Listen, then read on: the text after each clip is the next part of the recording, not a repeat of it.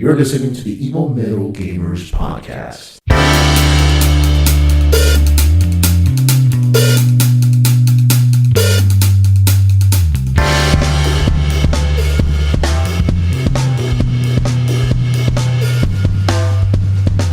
Welcome guys to another episode of Evil Metal Gamers Podcast. Today is March 31st, 2019, and this is episode number 71. My name is Jose Roldan. This is Dylan Alexander. What's up, guys? Dylan Alexander. Jesus. You like that? I changed my fucking name. You changed. I'm bringing the energy what today. Are you doing it like a fucking actor? You're changing your name to a more of a acting superstar name? I just changed it to my middle name because I hate my last name. Dylan Alexander. Do you realize all the editing I have to do now to change that shit on all the episodes on the fucking podcast information? But thank you. That's and why I'm not the editor. You're listening to the Evil Metal Gamers Podcast where you hear all your geek news.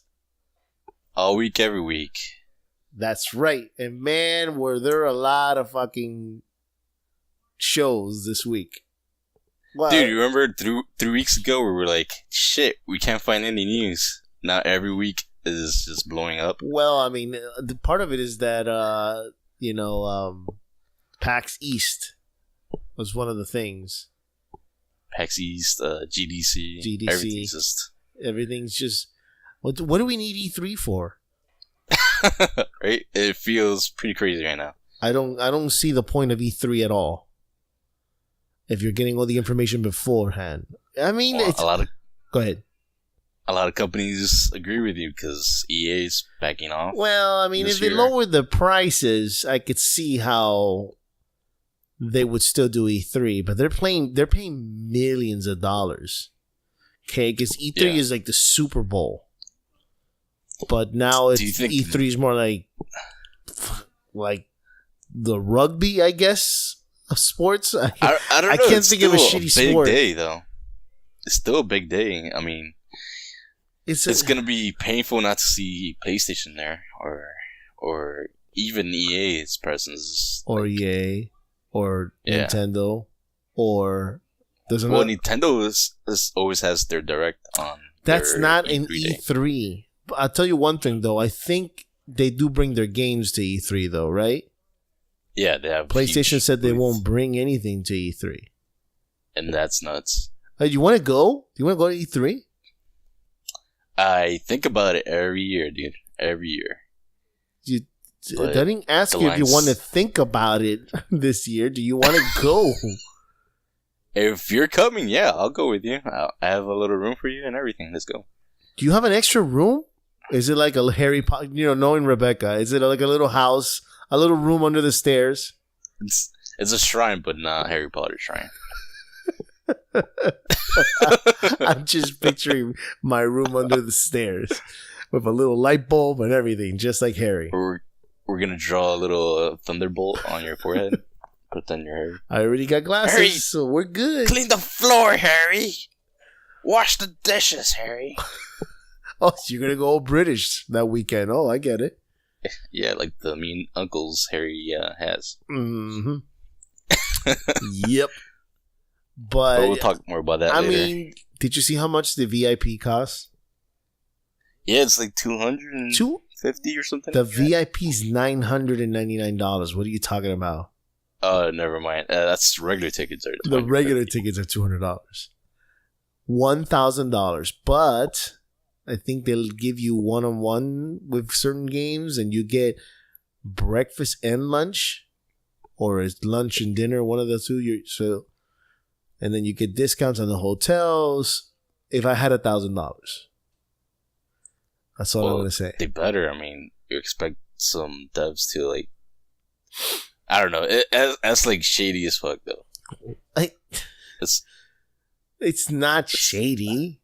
Doesn't everything have a VIP? Every convention? Yeah, they do. I mean, but it's like behind the scenes, behind the doors, and you get like one-on-one with like the big dogs. So basically, you're paying for a media pass. Yeah.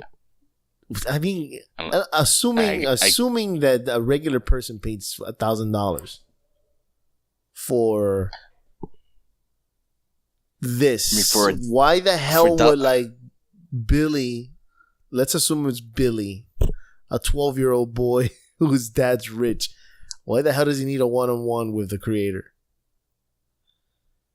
Well, I would love to fucking just shake the hand of Miyamoto one day, or like Frank would love to meet Kojima. I imagine that's what he paid for. Kojima. Nobody gets to see Kojima. No one. Nobody.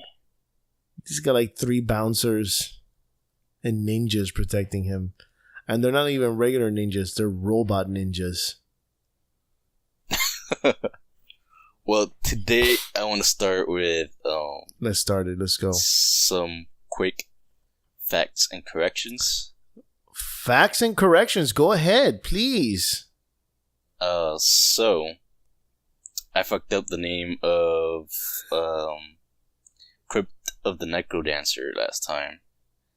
And they are making the new Zelda game. It's called Cadence of Hyrule. I just want to correct that. Okay. The third Castlevania collection is an arcade classics collection. And it's just random arcade games from Konami's history. Okay, you're forgiven. Thank you. And I'll talk about my other stuff as we talk about our games. If you guys want to get a hold of us, if you saw that Dylan messed up, you can email us at evilmetalgamers@gmail.com. Only email us if Dylan fucked up, and we will talk about it so we can remind them. Don't email if I said something wrong, because I just delete it. That stuff drives me insane, so I'll probably correct myself every time. All right, so you want to start off with the state of play? I'll leave that for the news section. Okay, so I wanna start off with the pit. Okay, it's gonna be a lonely pit. Let's jump in the pit. Welcome to the pit. Yeah, well, I was checking out this new game called Outward. And when I say checking out, it's usually I watch a stream of it for like 8 or 10 hours. Mm-hmm. And it's an indie game. It's very unusual indie game. It's gotten kind of a good buzz. What is it called again? Outward. Yeah, and it's being played by a lot of streamers. I want to say it's like Breath of the Wild had a baby with Skyrim in more than one ways. Outward game? Yeah, Outward game. It's selling for like $40 right now. The publisher is Deep Silver. What other games has Deep Silver done? They've done Dead Island, I think. They did Dead Island. Yeah. Whoa, it doesn't look too bad. Daylight, I think. They do a lot of zombie stuff. They did well, that's the publishing studio. I think this indie studio is they made some other stuff called God Factory Wingman, and it's like a space shooter. It came out just for PCs, and then they made it into a VR game. Okay. And before that, they made something called Brand, and it's kind of like a side-scrolling action castle Metrovania-like. They look like really simple, almost mobile-looking games, but this one they really upped the notch. Yo, this game looks hot. It doesn't look too bad for a $40 game. Yeah, no, it looks really good. It's kind of like Breath of the Wild, where it's, I would say, more of a survival action adventure game. I mean, where everything. Go ahead. Can 2 people play this at the same time? Yes, it has online co-op. Okay. And I think offline co-op too. So you could couch co-op. No, you're lying. You serious? Yes. Oh, I love that. I was looking for something I could play with Kimberly. The main developers called Dot Studios, I believe. So to start off, this is for like extreme hardcore players. Why is it extreme hardcore? You see, now you're ruining it for me. Yes. Don't tell me this is like. Yeah. Don't tell me it's a soul game. It feels so like, but it's not. It's deep in mechanics, let's say. So you start off, your character is like a nobody. They owe the town that you're in a blood price, and the blood price means that your parents or somebody, one of your ancestors, committed a grave crime. So now they're taking your home from you, and they give you a certain amount of days to pay off that money. Okay. And when you run out, did you purchase this game? No, this is me watching for like 10-hour streams. What? 10-hour stream? Are you serious? I'm serious, dead serious. It like hooked me. Why don't you just play it? Because I sometimes have a baby to take care of, so it's how I see. I don't mind watching people play, bro. I don't games. mind watching. I just can't stand the talking, and I know it's it's obviously that you need to talk in order to get followers. But God, when I want to watch somebody play and they're just talking throughout the whole game, it is annoying. You don't think so? Yeah. Oh, I know exactly what you're talking about. Like, Cold Carnage is one of the streamers I watch the most play, and he has like, he's a modest streamer with 10,000 viewers, so he's talking all the time. Oh my god! But he also explains the game really well, and it helps a lot for this game. Because once you start adventuring, like, you can pick up anything you see in any like regular everyday item you see in the town, and you won't have to worry about, like in Skyrim, soldiers or somebody sees you, they'll call the alarm and you get like busted or fined. Oh yeah, I like that. Yeah, so that's not in anymore in this one. But the stuff that you do grab, you can go into your crafting menu, and then you can mix up a lot of different items together, and you can make like dishes, and you can put it together like a campfire. Man, they got a bird here that looks just like a chocobo. Yeah. There's a bird that looks just like a chocobo, and but the crafting system's really deep. There's like 4 slots, 4 items, and then you can put in different materials and create different materials from it. Sometimes you can even find like a rusty sword or something during your adventures, and then if you put the right materials into it to fix it, it could become something like a legendary weapon. Mm-hmm. That being said, if you're outmatched or if you go into a zone too early, you can get one-shotted. You also have to worry about food. How do you know which zone is not your level? You do not know. You do not know. So nothing marks the bad guys to show you that they are, like most games, they'll put a skull saying, yeah, you don't want to fight this guy. There's no markings, no. Actually, it goes even deeper than that. There's no mini-map. So if you get directions for a quest, you actually should write down specific distinctions that they might tell you about the map, and then you have to look at your map and see where you're at, and like triangulate with the environment. So if you see like a landscape or a monument, so they did. They added this in Assassin's Creed. I turned that shit off. Listen, I'm all for. I understand what they're going for, but at the end of the day, this is a game. Okay, doesn't mean I want to actually follow directions. Just tell me how to get there. Exactly, and there's no directions in this. That sucks. So, you like that? I like that in certain games, and that's what they were going for this one. I don't like that every time. Like, if I want to chill playing my action adventure game, I wouldn't want that. Yeah. But this is a different game. This is a Souls-like to me. So there's like no markings. You can't put anything in your map. Everything is by seeing your surroundings and kind of guesstimating where you're at. The other part is like if a dog bites you or something, that wound would get infected really fast if you don't have medicine. So you have to worry about cold. There's a day-night cycle. There's seasons. So just like Breath of the Wild. Kinda.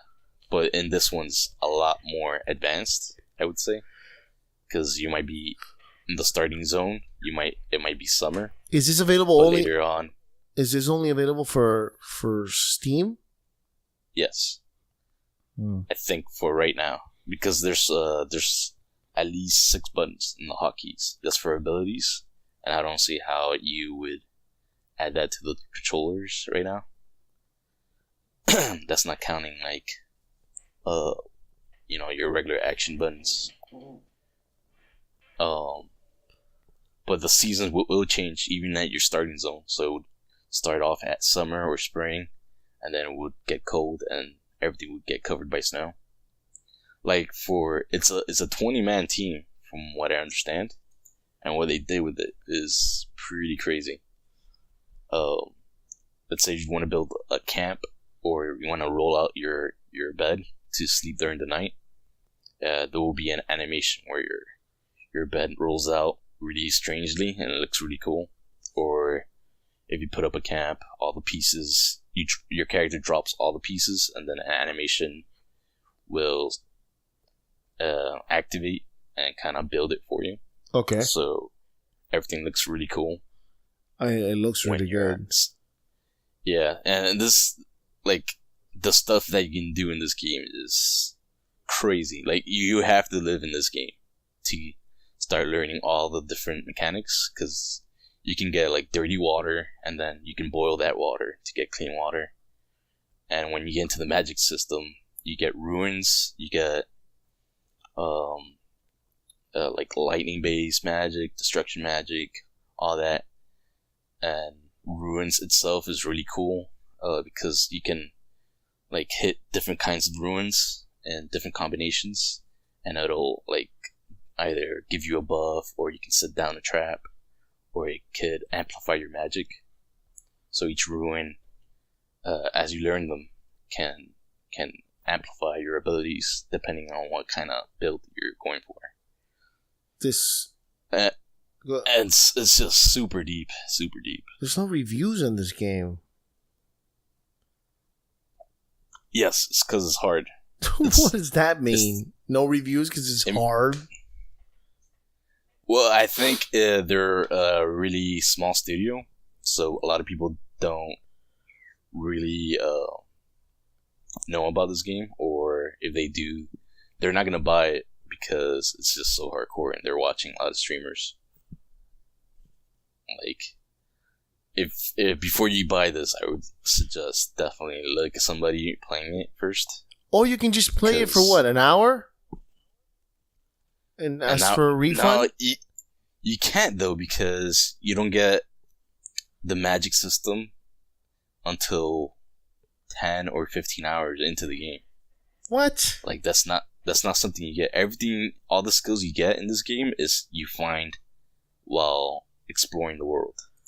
So if you see like a scroll on the table, you grab that, you learn what's on the scroll, and then you start unlocking talent trees. I think I would like this game, as long as I don't get killed fast.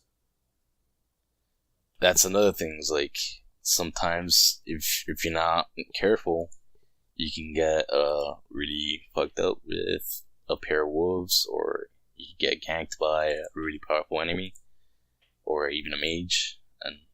And the AI is not terrible. It's way better than like World Seeker, One Piece. The world feels lived in. The art style is on point, I think, for a small studio. Like, I can't believe you haven't played this. You sound like you would love this game. I would love it. I just don't have the time, dude. Like, one of the towns that went into, it was like a fusion of the buildings were like medieval Uh-huh. and old castles and stuff, and all the soldiers were wearing like samurai masks and katanas. It was like a fusion of like Japanese and medieval times. It was really cool. There's also like a small town that has like a bunch of Mayan buildings. There's another town in the desert where it looks like Egypt, basically. It's like really badass. But again, the playing curve to learn the mechanics and stuff in this is at another level. I haven't seen anything like this since like The Witcher. Since The And Witcher. I would say even this takes it a level higher than that. But yeah, Outward is pretty amazing. $40. I see it. $40 is not bad. Not bad at all. I'm looking over here in Steam to see what ratings it's got. But what was I gonna say? Outward. $39.99. It's got 75% reviews say it's positive. So that's and like, good. It's not mostly positive. It's not perfect either. I'm there's sure, some but I mean, problems to it. They're gonna work on that. Yeah, I imagine we will see a patch, especially for, I guess, the biggest complaint I would put against it is that if you do choose a certain talent tree, and there's only 3 trees that you can master, if you choose one and you don't like it, you do not have the option to respec right now. So that's a huge bummer for it. But I'm hoping they'll add a respec button at some point today or during the months. Also, the character models are a bit weird looking. Yeah, they're a little wonky, but I mean, it's not bad for $40.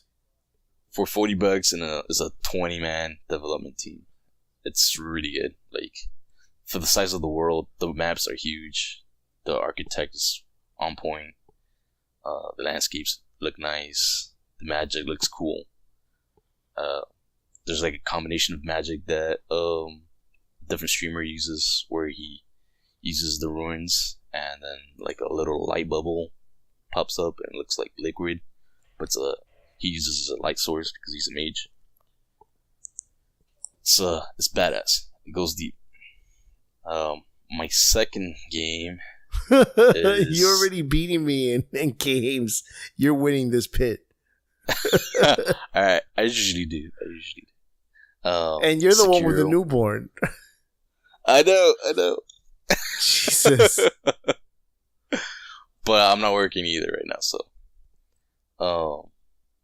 Sekiro, and I may have to eat my words on this game. I'm 9 hours in and I haven't beaten the first boss. Yes. And it's so happy. It's weird because I'm used to like powering through, and this game is, like I said it before, it's Tenchu with some souls in it. It's not Souls with Tenchu. It's very different games if you think that way. So you didn't pass the first boss. I'm fighting him over and over. Well, first of all, I heard that you have to find certain things that they're weak on, that are hidden in the actual level. That's what. That's half true. Like something that's made out of fire. Fire hurts the boss. If you don't find it, you'll never kill the boss. I mean, that's what I heard. That's not entirely true. If you have the skill to, so you don't have the skill. I'm working on it. If you have the skill to parry and deflect perfectly at all times, you can kill a boss in like a minute. But if you're not good at the parrying mechanic yet and the timing, you're gonna get murdered over and over again. Fuck that. And that's what's happening to me. I'm sorry, I can't take that. Where in Souls games, and this is the big difference between Soul games and this game is that I used to be able to gear myself up or power level myself and just beat the shit out of the boss after a while. In this game, there is no equipment, so all you have is your sword, and you can't level up either because you need certain materials to level up your health or your power weapon or power up your weapon. So if you can't do that in the first before you even fight the first boss, then you're completely at a disadvantage because they will one hit you sometimes, and if you miss, bro, I will smash my controller. Fuck that. Fuck that. Yeah, and they're not like slow moves either. They're fast moves that the boss. Why do people go heavy. to this pain in the ass with these games? Like, I understand that games were like that in the 80s, but that was in the 80s. We don't have to play like that. Okay, I think too hard can take away from the fun. It's all for that challenge, man. It's not all. It's an adrenaline rush. It's all for the challenge. You know, it's the rush. Like Final Fantasy X, where you had to dodge the lightning 100 times in a row. Was that for the challenge, or was it plain stupid? Yeah, I mean, I still am enjoying the game because, like, it's weird.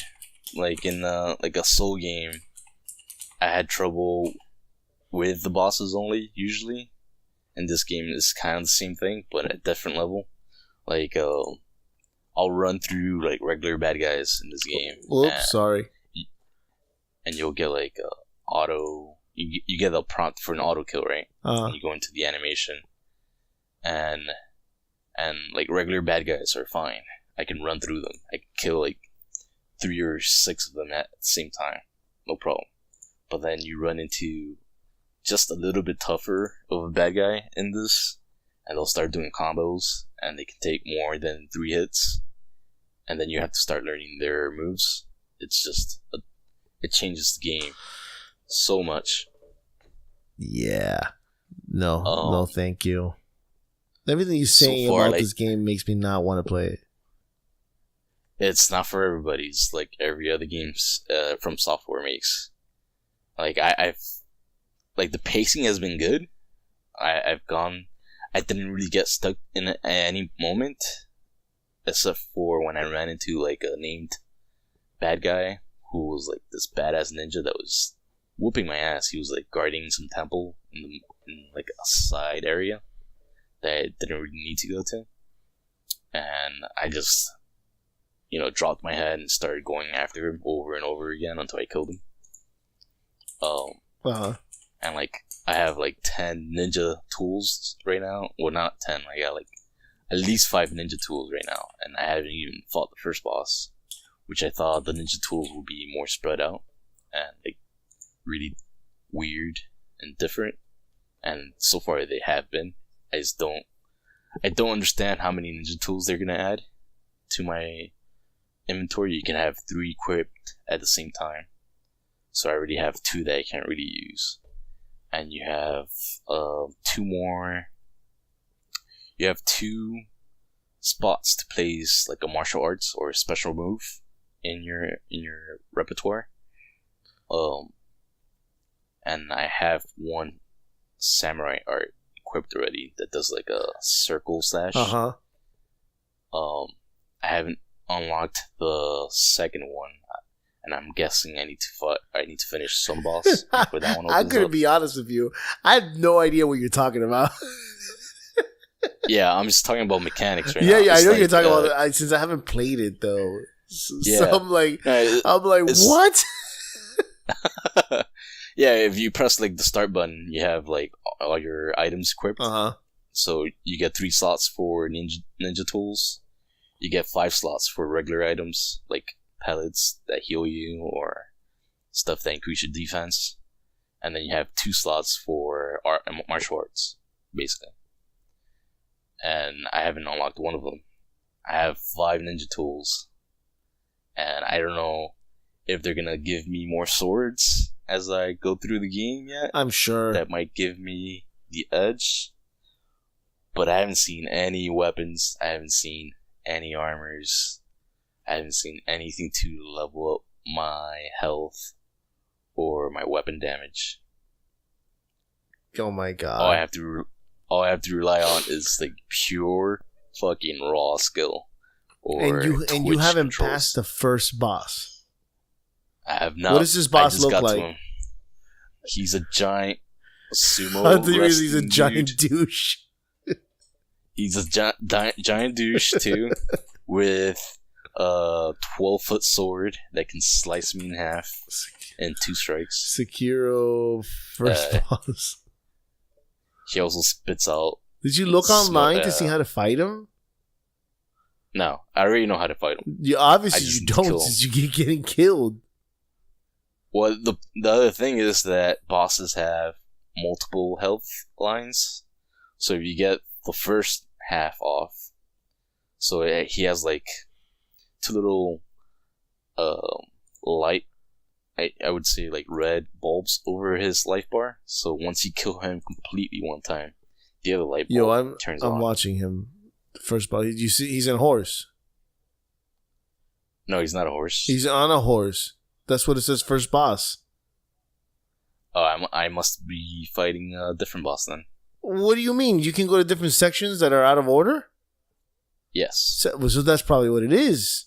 This is the first boss here on YouTube. It shows it's a guy like a warrior on a horse, or that doesn't look like a horse. It looks like it is a horse, and he's got like a giant spear, and that looks tough as fuck. Yeah, that guy is scary to fight. I haven't seen him yet, except for a trailer. But I'm fighting a sumo-looking guy that spits out poison breath, and he has like a 12-foot sword. Bro, I don't think you should be fighting that guy. I think you should just go get away. You know what? I'm not. I'm gonna kill this guy. There's a Guardian 8 boss. That looks ridiculous. No, I mean they look tough as hell. Yeah. Yeah. Well, I'm gonna keep trying to kill this guy. Oh, I see him. I see him. Yeah. Bro, I don't know. The Juzu, the drunken boss fight. That's the guy. Yeah. He's a big fat guy with a giant sword. Yeah. So to top it off, when he comes out, there's bad guys around him too. So you're not fighting him only. Right. This game is like pure masochism. I can kill every single one of them in like 2 minutes, and then I can fight him, and he'll kill me during the second. Yo, he's huge. Yeah, he's huge. It's a really cool fight. I'm sure you love dying and then dying some more. But to me, no, that's no fun for me. Fuck that. It's just, it feels so good though. Just playing this game. You sure you know how to fight this guy? Yep. No, obviously you don't. Did you look up videos on how to fight him? Yeah, I know how to fight him. And if I don't completely know how to fight him, I'll still kill him my way. Wait, there's two people. There's 2 people fighting him. Can 2 people play this game? No, that's an NPC that you can talk to before the fight starts, and he'll help you out. Okay, is he helping you out? He helps a little bit in the first phase, but the second phase he does. But enough of Sekiro. I have another game to talk about. Dude, I have barely any time to play. That's not my fault. No, that's you. That's you saying that. We're already at game number 3. Go ahead. Well, the other ones are short. I tried the Firestorm mode for Battlefield 5. Oh, you finally did it? Do you own that game? Yeah, I've been playing it for months. When did you buy it? Day 1? Yeah. For what? PlayStation? Yep. Why? I got it for $40 because they gave you a discount if you owned Battlefield 4 or 1. Okay, so tell me, Firestone. Another battle royale. So it's finally happened. This is the game that solidifies PUBG not needing to exist. It's just like these AAA games with their battlefields. They just look so much better and play so much better. Alright. First off, the game itself, there's some problems to it. Like, it's fun jumping in. Right now, the modes are solo or with squad of 4. Solo is fun. I think more fun than the squad. Just because you can jump in, you can get your kills. They added armor mechanic to the game. So you can put like little plates of armor in. It takes a while. Is there any explanation? What is the firestorm? Why are 100 people fighting each other? No. There's no real explanation for that. It's just a mode. I think they do some backstory why this is still part of the war. Mm-hmm. This is like a certain area of the war that they kind of quickly brief you in when you first start the mode. They give you like a small video, okay, of how to play and what's happening. But not really. Like, you just go in, you die from a plane, you kind of jump off, kind of like every other BR game. The animation's good. You can do like, your guy's pretty much doing a Superman dive down. So you see both his fists, like aiming towards whatever area you want to jump to. The parachute automatically opens up. You land, and then you start picking up stuff. So they added a. How far did you get, sir? I got top 8. You're a fucking, my God, Dylan. You're so full of shit. Why do you lie so much? Top 8. You make it. It's not my fault. You said you passed Cuphead. I mean, last Sunday. Now you're telling me this shit. Oh, I see the Superman thing. What the? Why? It's not my fault. You don't believe in me. You know, if you were my friend, you would have faith in me. That doesn't mean anything. Anyways. Wait. So, let me explain the mechanics first before you start bashing me for being a good player. So, to get like max armor, you have to find a heavy metal vest, and you'll get like 3 bars of armor per, depending on what kind of vest you have. There's light vest, there's heavy, and there's the starting one, which you don't need anything for. You can put 1 piece of armor on you as you first land. There are common, rare, and unique weapons, and they're color coded in white, blue, and pink. Okay. You have to pick up anti-tank weapons, so they have the grenades, anti-tank grenades. They have the rocket launchers. Man, I'm looking at this thing. It looks like the graphics were made worse for it. I don't completely know if they did or not. It doesn't look like Battlefield 5. It looks like, it looks in game. I can say that it looks great, especially if the fire is right behind you. It's the scariest looking circle for any BR game I've ever seen. Because as you're running away from the fire, you can hear glass break, and anything that has gas or can explode will explode. Yeah. So in a car, you're screwed. Yeah. Cars, doors, glass, everything breaks as you're running away from it. And that is really, really fucking badass. That sensation. You can see the heat coming off the floor if the fire gets close enough. And it hurts a lot more than most other circles in the other BR games. Like the force field in the... Oh my God. PUBG or Apex. Yeah, it hurts more than those. Oh, it's fucking fire. Right. Yeah, right off the bat. And it's like, it won't kill you right away, but it'll do enough damage where you won't want to get hit. You also won't get to see through the fire, so you get to like huge disadvantages. If there's somebody ahead of you or inside the circle, and you're inside the fire, you won't get a clear view of what's going on the other side. So you definitely won't want to be in the fire, more so in this game than any other of the other BRs. You also don't have to shoot somebody a lot to kill them, and that's always been a thing with Battlefield, and I'm glad they kept it.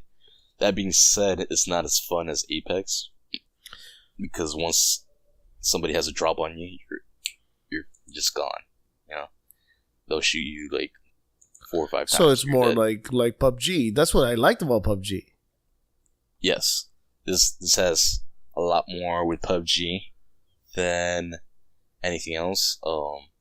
Unless you're playing squads, and squads, you'll drop just like in PUBG, and somebody else is gonna have to pick you up. You may last a lot longer, but also if your squad gets eliminated right off the bat, you're not gonna take down 3 guys. You know, it's pretty much game over if your squad is down. So it's a lot more hardcore than Apex, where in Apex, if I kill the guy and then my other 2 buds that are running with me, they go down, I still have a chance to take the other 2 guys down if I'm good enough. And you have a chance to bring your teammates back. Yeah. And in this, there's no respawns. It's way more hardcore. And it's really good to have this game out here, because if you're tired of PUBG or something like that with cheaters or something like that, you can always jump into this, and it's just fun. It's clean. It feels like DICE knows their engine through and through. This is the best they do. that they've done with the Frost engine. It's just the other studios at EA that don't know how to use this engine, and they should stop. Who else uses DICE? This engine. I mean, uses Frost. Anthem. Oh my god! Let's not talk about Anthem. Need for Speed.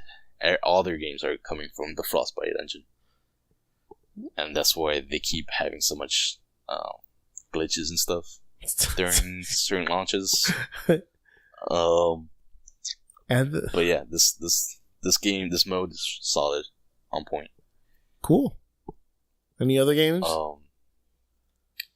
I'm gonna talk about Apex real quick. Oh my Still goodness! Awesome. Okay, you win the pit. You win.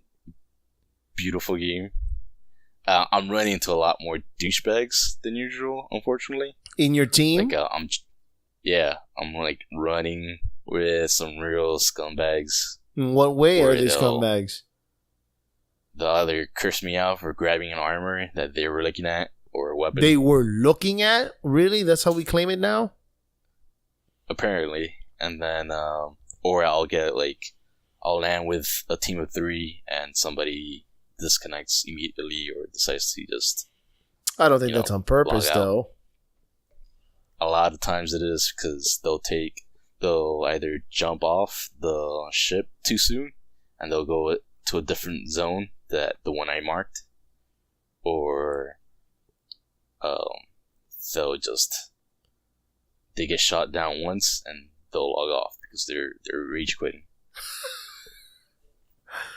Oh. Even though our team can still respawn them, you just give up.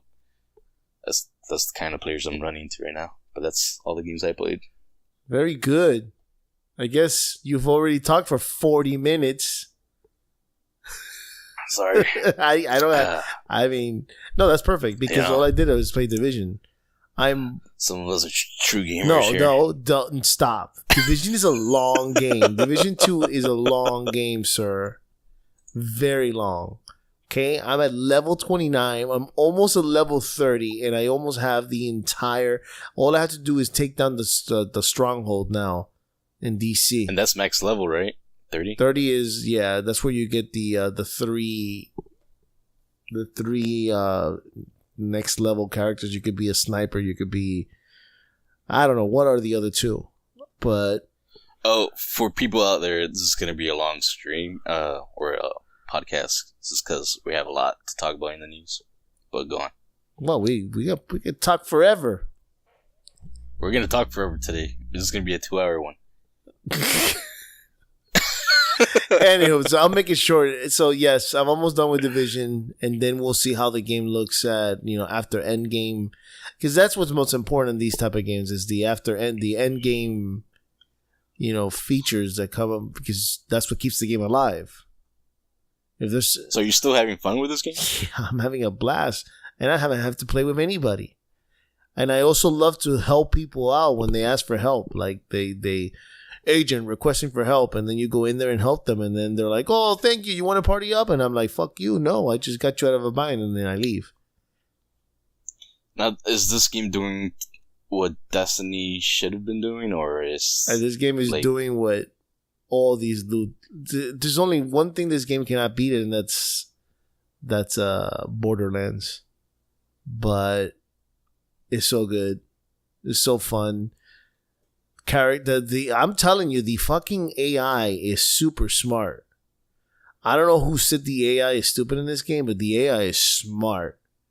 They will flank you. They will jump behind you. They can find, like, if you are in a building and you're in like the first floor and they're and if they can come up from behind you by surprise. And you'll never know until they get you. And when they get you, that's it. If you get shot, you don't have much time to think about it. They did a really good job with the AI this time. You have to really keep moving. You cannot just squat and just hold, hide and shoot. You can't do that in Division 2. You have to move around, especially when the big baddies come out. There's a guy who comes out with a sledgehammer, and this guy forces you to move. Because he's covered in armor and he's just got a sledgehammer, and if he whacks you with it, you're dead. One hit and you're dead. Well, I always feel like even Division 1 did a good job with like having NPCs rush you. Well, and the bullet sponging, I mean, it's there, but it's more realistic now. Like if you shoot them and their HP is way down, they struggle, they kind of like drag. Because they're about to die. But they're great avoiding you, bro. They are really good at dodging and running away from you. It's excellent. It's very well done. And I went to Washington DC last year, so I've noticed a lot of things in there. They got Washington DC down perfect, bro. Perfect, yeah, that's what I heard about like.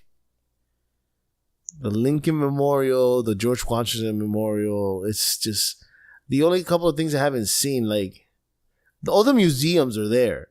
You can't go in on all of them, but it's mostly there, and it's very close to what it looked like in real life. And just right now, the loot, bro. The only thing I haven't seen is more of the outfits. Like the jeans, the shirts. It's rare to see them. I remember in the first one, if you found drawers and stuff like that, you would always find clothes in there. But now the clothes are very, very hard to find. But when you find them, they're really cool. It's cool. I mean, go ahead. I was reading an article the other day. You were talking about how good it feels to be in the city in Washington, D.C. Mm-hmm. And the article was talking about this guy that found his parking lot in the game. That's awesome. Like in real time. That's there crazy. There was another guy who did that for New York, where he was playing Division from his apartment. He paused it, right? He made this character look out the window at a building, his building. And he put it at an angle where he looked down at another building. He paused it. He stood up. He looked down at the exact same building at the exact same angle. So it's like his character was in his apartment. Yeah, I mean, Ubi's always been like awesome with that stuff. Watch Dogs 2. Yeah, San Francisco was it? Nailed it. Yes, Seattle. Was it Seattle? Yeah. I don't think it was Seattle. I forgot. It's one of the two. San Francisco, San Diego. I thought it was San Diego. I don't know. No, I think it was San Francisco. But how do you like? Are you into the story still? The story's okay. It's not your regular Tom Clancy. You know what? But are you still like chasing it? Or yeah, you, no, I'm just, pretty much. just grinding? I'm pretty much past the game already. I just have to take that stronghold down, and I think I'll get. Sweet. I think I'll get the actual ending after that. You know, I already pretty much brought all the Division network up, and I'm able to communicate with all the Division soldiers across the nation. So all that is in there. But they mention things in this game where it makes me wonder where they're going next, because they mentioned, like, I wonder how people are doing in Boston, and I would love if they went to Boston. Hell, I mean, can you imagine even Florida? If you think about Florida with the heat, and just if you stop taking care of Florida, how bad it would get. The flooding and it'd be just complete shit, especially Miami. Yeah, complete infrastructure meltdown. It would be chaos. Well, the state would just get gobbled up by the swamps. And you have to worry about gators and stuff. That would be amazing. If the swamps just expand because, we're not around to stop it. Everything just looks like the Everglades. That would be amazing. I would love if they did Florida. I mean, you don't have to do Florida. I mean, you don't have to do Miami, but Miami would be the city that everybody recognizes. I don't think Orlando would be something that people would like. You have to do either Miami and do the South Beach area and all of Miami, or, I mean, Central. I guess South Florida itself, but man, South Florida is big. I think it's way bigger than Washington D.C. I'd like to see Texas or California. It can't be something like I don't Nebraska, okay? Because you'll be covering behind cows to shoot and shit. It has to be a city like Chicago would be cool. Yeah, Chicago would be amazing. I'm thinking of cities like they could do Detroit, but I mean, what does a post-apocalyptic Detroit look like? That's not different from this Detroit. Right, it's modern Detroit. They go there; they already have the reference right there. They don't have to change much. It's like half the city's dead already. In fact, half the city's. And once it went bankrupt, I think Division would have left. Say, fuck this, we're not getting paid. Goddamn. I'm sorry, Detroit. But this game makes me happy of the future of the franchise. And now I don't know how long Division was around. I think 3 years. Yeah. So I'm excited. So of what you're just wrapping up side missions then. I did all the side missions, bro. Did everything. I've upgraded all my communities. The White House is at 100%. So you just need the last mission. I just need to take the stronghold down, and I'm good. Yeah. Which is for people who live in Washington D.C., it's the East Side Mall, I think it's called. So I can't wait to do this inside the mall and shit. But I mean, bro, the game has a sewer system, the subway system, and when you go down there, it's all underground shit. You're underground in the city. So it's not just the top of the city. They designed the subway area too, just full of tunnels and stuff that you can go around. And then don't forget the dark zone. The dark zone. I try to avoid it. They let you play the missions. There's 2 missions in the dark zone, where you have to open up the dark zone for all the Division characters. It's kind of their way of explaining how other Division agents can get in, and you're the one who opens it up for people to get in. Right. So you actually get to see what the dark zone looks like without having to worry about players. So you do missions there. I love loot and I love making your character look cool, and I love, getting weapons and changing them up. I mean, the weapons in Division are pretty much the same. There's not a lot of them, because it's based on real life. It's not like Destiny where you'll get like 1,000 guns, and it's not like Borderlands where you get 1,000,000 guns. Right. So they have to keep it grounded. Yeah, and I think that's why I can get into Division. It's because... Well, yeah, I mean... While keeping it grounded, they kind of... No, I mean, I think this is for the people who don't want the sci-fi. Who just want a realistic loot game. That's exactly it. Like, I want a cool-looking character, and I feel like you'll end up looking kind of samey at the end. Even though you have epic... I mean, I've seen some gear. At I've seen some people there that look like you wouldn't fuck with them. I mean, they have gear that I don't know where they found it. I don't know if they paid for that shit. But I want to start the game looking like a regular dude, and I want to end it looking like a fucking robot. See what you're talking? What you're asking for, like a robot arm, prosthetics that makes you run faster. Yeah, I want lasers to shoot out of my eyes by the end of the game. Okay, yeah. Don't play Division. Because that's not gonna happen. But I mean, I keep playing this game and I keep thinking, I mean, will we really go this bad? I mean, that's the only thing that I keep questioning myself. It's like, I don't think we would do this. Like, if the United States got a virus where a lot of people died, but it's not like, let's assume we lost 1% of the population in the United States of America. I mean, there's some people, there's suicide bombers in Division 2. You know that, right? They run at you with bombs and they blow themselves up. And I keep thinking to myself, will we really fall that bad? That Americans are running around blowing themselves up to keep democracy out, to make sure that there's no government? Because some of the explanations, like for example the hyenas or the true sons, it's all for, the government doesn't care for us, so let's make sure there's no government, Yeah, but did they give like good reason? I haven't seen any yet. I saw the colonel who's in charge of the True Sons, and he went fucking apeshit and killed a bunch of innocent people because he didn't want the virus to spread.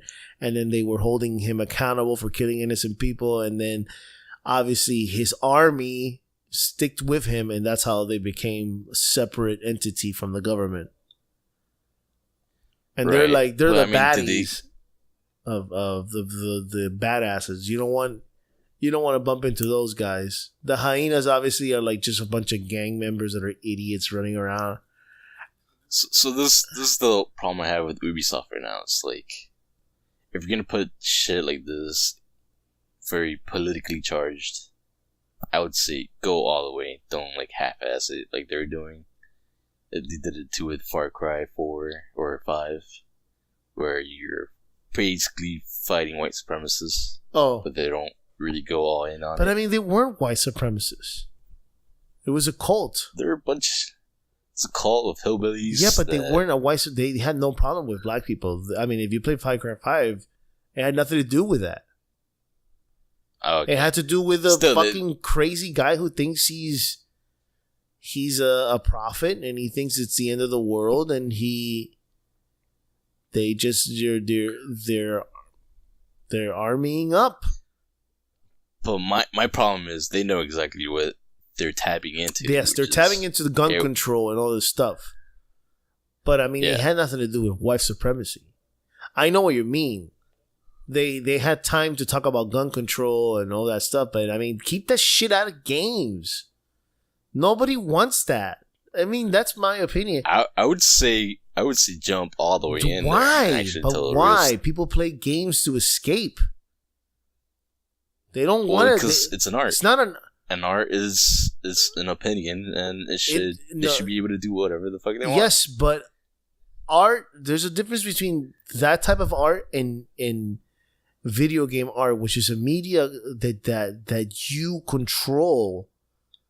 So when you have control over a video game, I mean, the whole main aspect is to live life, not to live it. I mean, seriously, you're telling me art is art. But that's not it's art. But I mean, but video games are a form of escape. You're telling me that you would put a VR. It's not though. It is for you and me, but it's not for everybody. Some people would want a good story about a political. But okay, so problems. Right but now. I think that's hypocritical, because then you put video games like Call of Duty, where the guys went into the mall and shot a bunch of innocent people in the mall. Oh, but then that's too much. I mean, some people would say that's too much, but then that's your interpretation of it, and you shouldn't be playing that, and you shouldn't be showing that to your kids if you don't like that. But it shouldn't be censored. You know what I'm saying? Yeah, I guess, but I mean, to say that Far Cry 5 had to talk about white supremacy and stuff is ridiculous. Well, they're tapping into it, and Ubisoft knows they're tapping into that, because that's how divided our country is right now, and they're half-assing it by not making it. Okay, but I mean, they're not tapping into white supremacy, because the bad guys were black and white, and I don't know about Hispanic, but it was two different races, or the bad guys would fight you. Wasn't all white people attacking you. When they first launched this game, and their vision was that is what I'm telling you, and then they changed it halfway through, and now they have jihadi kind of bombers in Division 2. It's just kind of weird that they're not going all in, instead of, they're using their ideologies, but they're not completely going in. I mean, if anything, making a message. If anything, the game shows you is that people arming themselves in order to fight the government, because I mean, at the end of the day, that they are fighting off the government. The government wants to go to Montana and end this, So if you're telling me that they're trying to make a point, then they made their point, saying that Americans arm up because they have the right to arm themselves, and in order to protect themselves from the government, which is the main reason that a lot of people are for that amendment. And that's what the game pretty much is telling you. The game tells you that this cult has guns it means to protect themselves from the invading government that will come in there and stop them. And that's exactly what it is. At the beginning of the game, the FBI and the sheriffs show up to shut down the cult, but they have a hard time because all these people in this cult are armed like an army. So, okay. I mean, if that's what they're trying to tell, I mean, that's what I'm thinking, is like maybe they're showing you the dangers of what happens when the wrong type of people have that kind of armory. I mean, that's my thoughts on it. I played the whole game, and it was pretty much that's what it was about. It was anybody who came in to try to get the profit, they were ready to shoot you down. Yeah, I mean, if that's the kind of thing they're trying to tell, but I'm saying, like, overall, like Ubisoft with Watch Dogs, they need to be careful. Yeah, there's a lot of politically charged stuff that I feel like they should man up as a company. They can't. They're not an American company. It would be so wrong for them to do something like that. I think that they would lose a lot of gamers. They're not just a French company, but it is. But Far Cry international. But the Far Cry games. I'm just saying personally, as a gamer and as a person, I would like for them to man up and just go in with an actual vision. But then, what about making? Yeah, I know what you're saying. Making like everything that's politically charged, kind of gamey, and not bringing any kind of message with it. But then they would lose. That's lose my gamers. they will lose some players, but at least.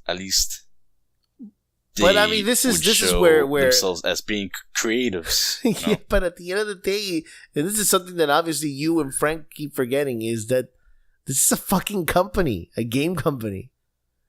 They can't go in there and talk about their artistic beliefs and then risking about losing money, because at the end of the day, that's what they're there for. Not to do your art, is to make money. You're probably right. You're actually 100% they don't right. Want it. They don't want it. They'll tap into it. They'll talk about it, but they don't want to go deep in. I believe they can, though, if they wanted to. And I've seen indies actually do this. But the risk is too high. And yeah, but if indies can do it, so can Ubi. And they have the right to do so. They do, but the risk is too high. Sure. Boycott can hurt, bro. A boycott can hurt.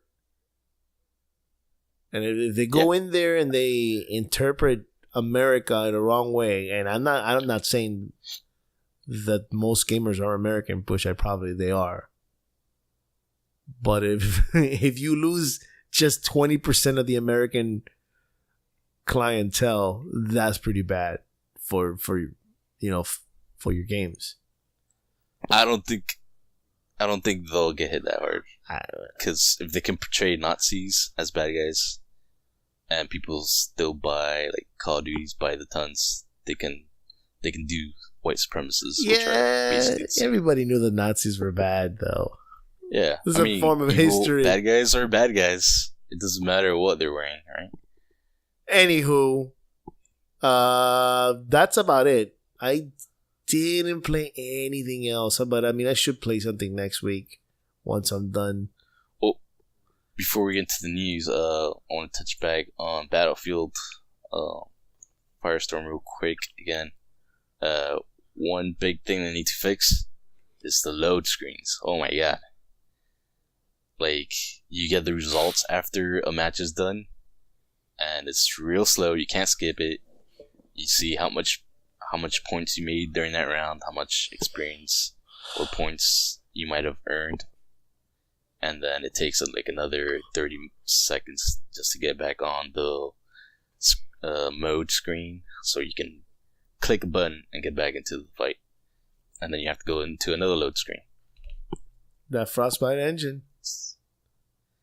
Yeah, they need to streamline that real bad.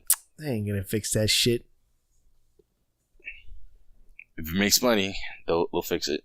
Yeah, okay. Tell that to Anthem. Yeah, but it's different though. Like, DICE actually knows how to use the engine. BioWare knows how to do stuff. BioWare knows. They're very capable, but I don't think we're gonna.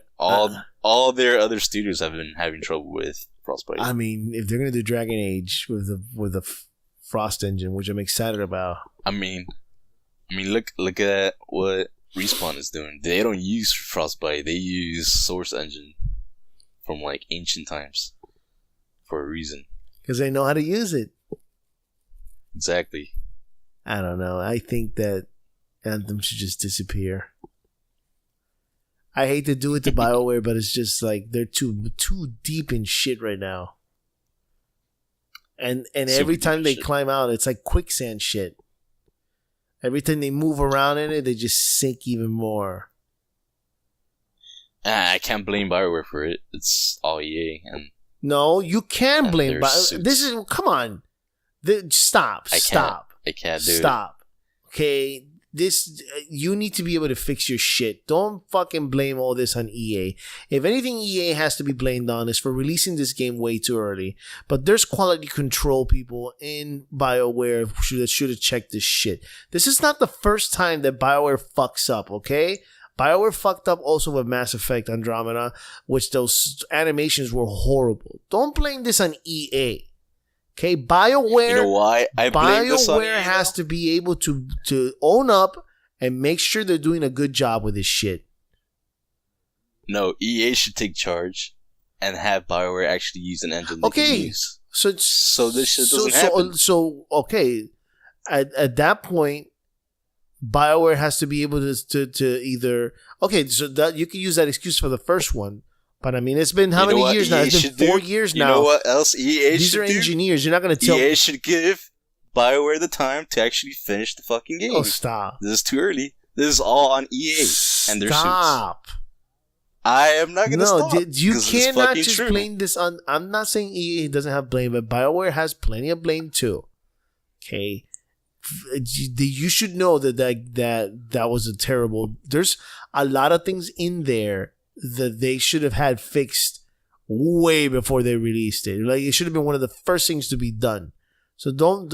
But all this you're talking about is time constraints. This is why it should have been delayed. And the ones that would make that happen Listen to me. It's the EA. fact that you can't put on a fucking armor while playing has nothing to do with time restraint. That should have been the fucking first thing they should have done, is be able to change your gear right there. Don't blame that on EA. That is fucking BioWare's call. Do not blame that on EA. But that's a constraint on the engine. Don't engine, fucking blame this on the Frost engine. Do not blame the Frost engine. Assigned by EA. Do not blame the Frost engine, because these people do not know what the fuck they're doing. They can use Unreal Engine 4. Okay. So you're telling me that if they would have done an Unreal Engine, then they would have changed the loading.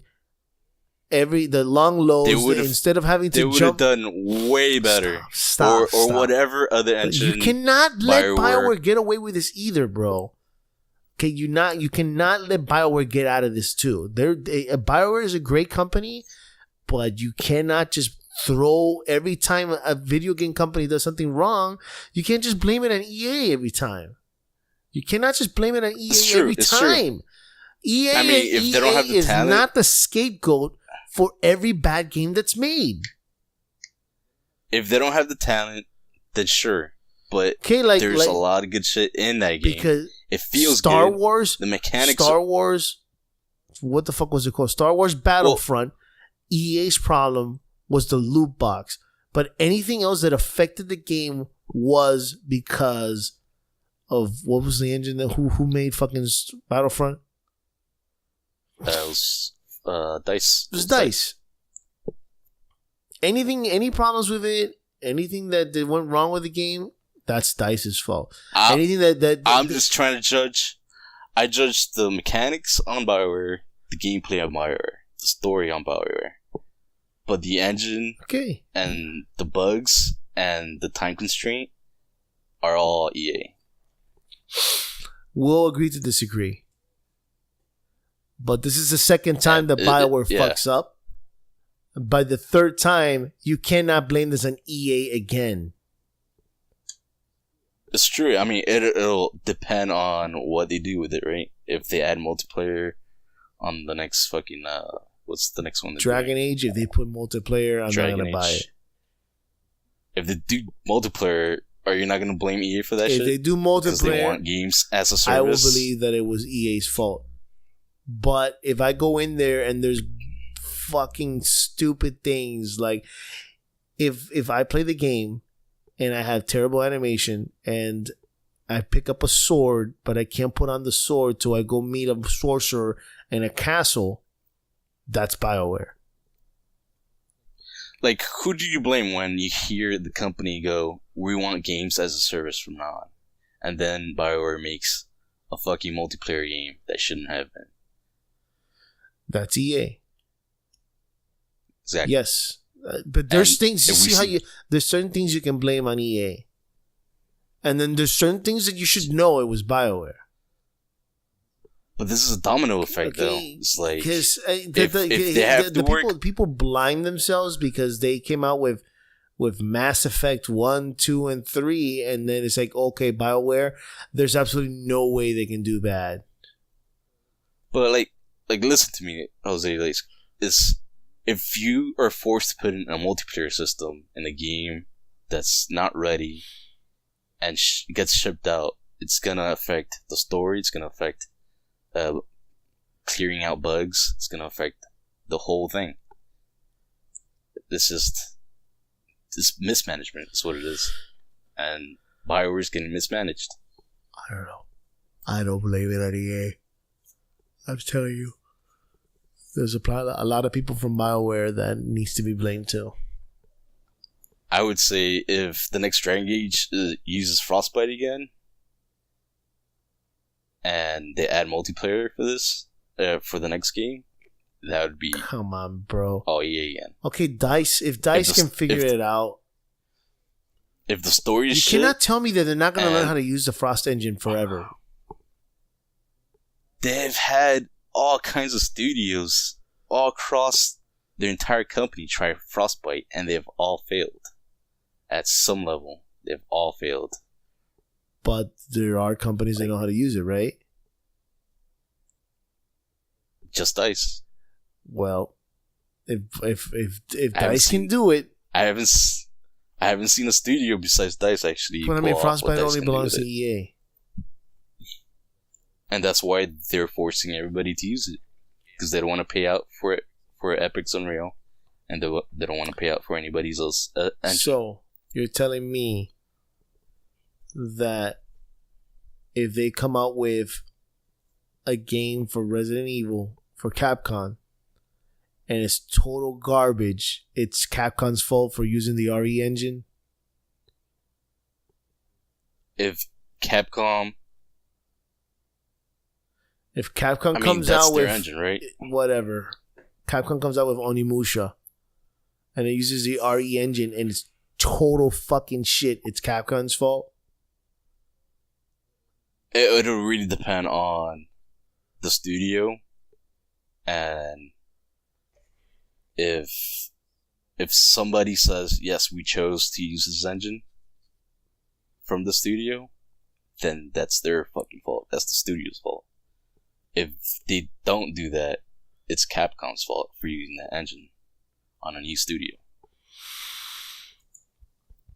All right, let's proceed, because we took too long pointing fingers at people for a fucking game that should just disappear. Well, that was our first debate on a big company. The game should just fucking disappear, and that's it. Give everybody their money back. That's my opinion. Oh man, fuck it if it means that BioWare disappears. Just make the game disappear. I don't care what you do.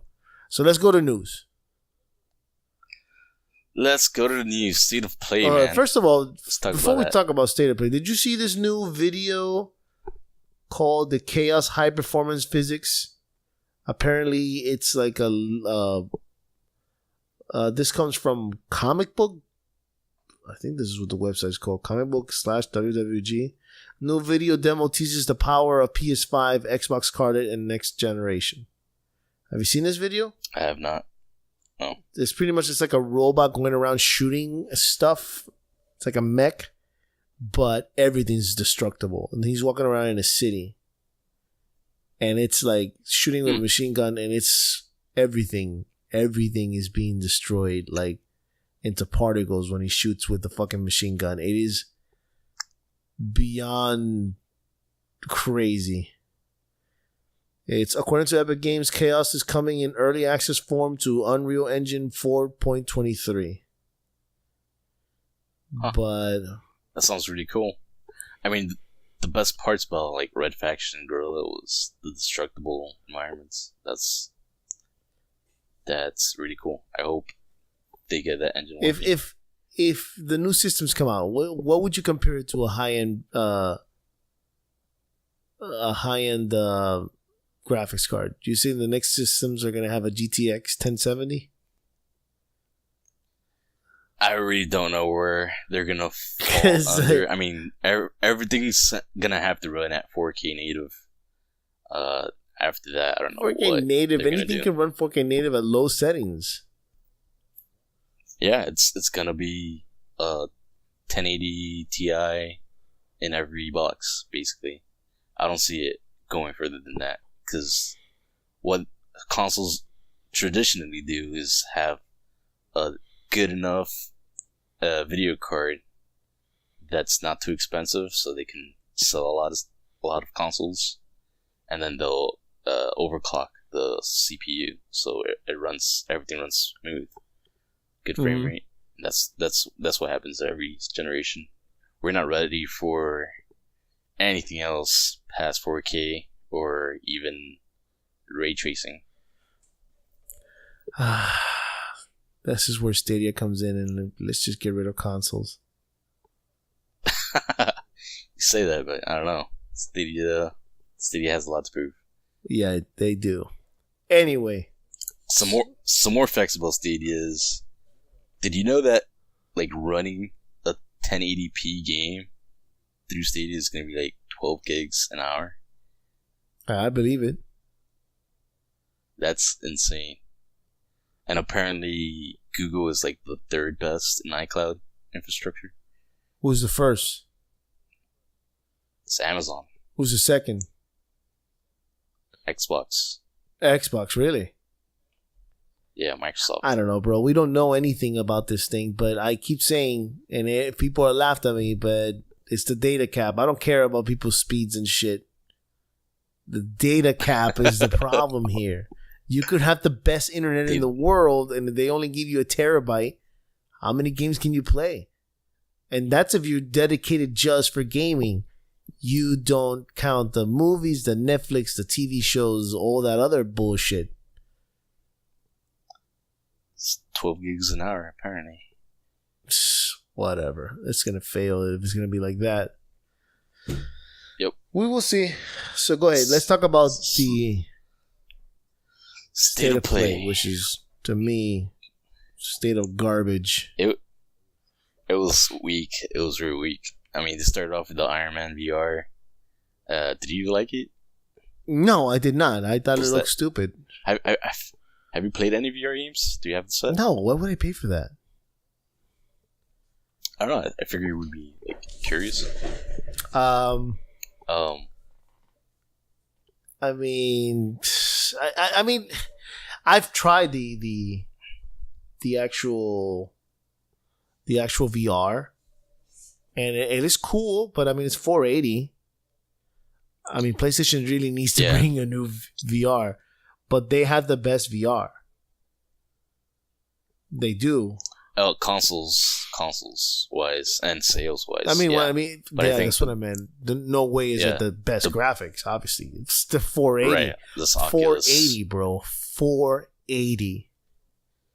Yeah, that's pretty bad. That's blurry as fuck. That's a CTR.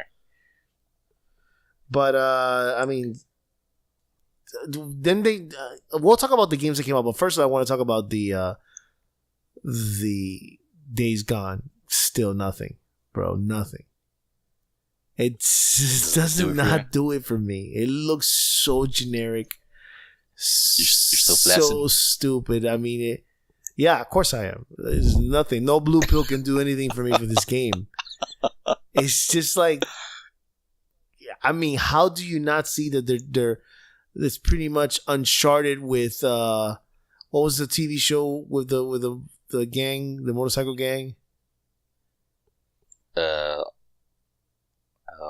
Gangs or oh my god, Sons of Anarchy. Sons of Anarchy with Uncharted. With Last of Us. It's just it's so generic. I'm like, these people designed this thing and it's so stupid. I was really excited the first time I saw the Days Gone for the first time. E3, I think, 2 years ago. And then this trailer really kind of diffused it all for me. I was like, it looks so generic. I'm not excited at all.